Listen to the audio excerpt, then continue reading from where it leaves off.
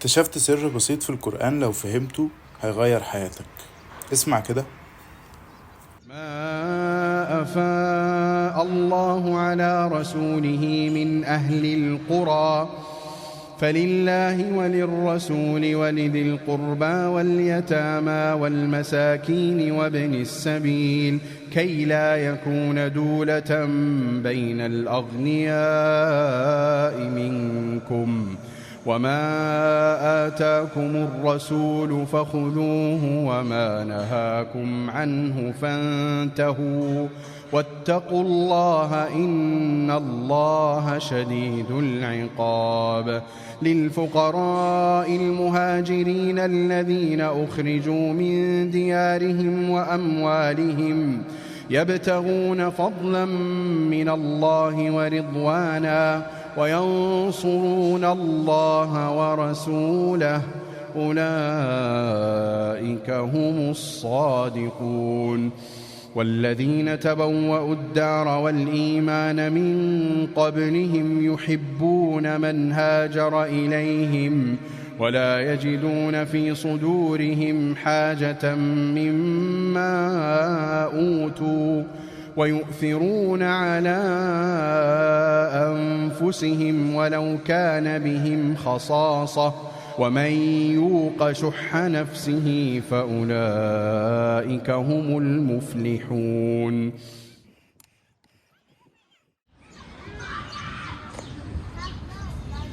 ومن يوق شح نفسه فأولئك هم المفلحون. يعني اللي يقدر يمنع نفسه من الطمع ورغبته في الاستهلاك الفوري واللي يتحكم في شهواته هو ده بالنسبة للشخص الناجح المفلح في حياته.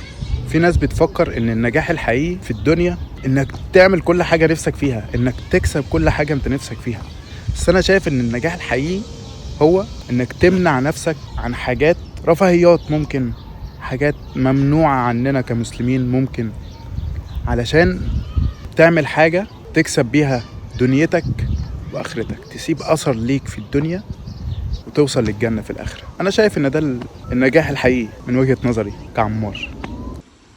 في آيات في القرآن لما بتعدى عليها كده بسرعة بتحس إنها بسيطة، بس لما بتقف وتفكر عندها تكتشف إنها سر من أسرار التغيير الحقيقي فعلا. آية ربنا حط فيها مفتاح الفلاح الحقيقي، لأن شح النفس هو أصل كل مشاكلنا. الأنانية والبخل والغيرة والكره كله بيبدأ من حتة واحدة بس، نفسي نفسي. اللي بيقدر يكسر الشح ده ربنا سماه مفلح، يعني ناجح. أنا بشوف إن الآية دي هي مراية بتورينا إحنا فين ورايحين فين واحنا قد ايه فعلا محتاجين نتغير.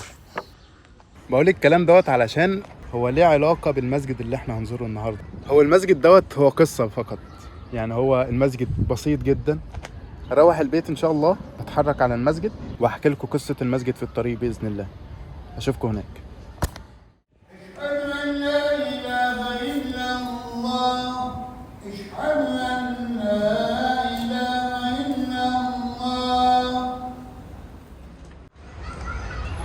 أوقات كتير بنحرم نفسنا من راحة مؤقتة عشان نبني بيها حاجة أكبر. تفتكر ده قوة ولا ضعف؟ أنا شايف إنه قوة لأنك بتمنع نفسك عن حاجة أنت بتحبها عشان تبني بيها حاجة أهم وأكبر زي ده.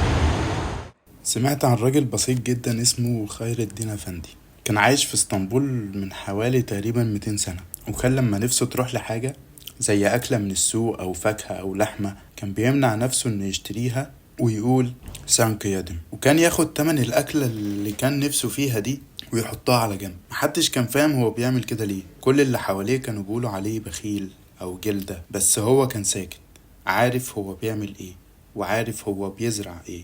بعد سنين لما الناس شابت واللي كان بيسخر منه نسي، اكتشفوا انه كان بيجمع الفلوس دي علشان يبني مسجد، وفعلا بناه. وما سماهوش خير الدين ولا سماه التقوى ولا سماه الهدى، سماه بكل بساطة سانك يدم، يعني كأني أكلت. الله أكبر الله أكبر لا إله إلا الله. أنت السلام ومنك السلام تباركت يا ذا الجلال والإكرام. سبحان الله والحمد لله ولا إله إلا الله والله أكبر ولا حول ولا قوة إلا بالله العلي العظيم وهو العلي العظيم ذو الجلال والكمال سبحان الله سبحان الكريم دائما الحمد لله.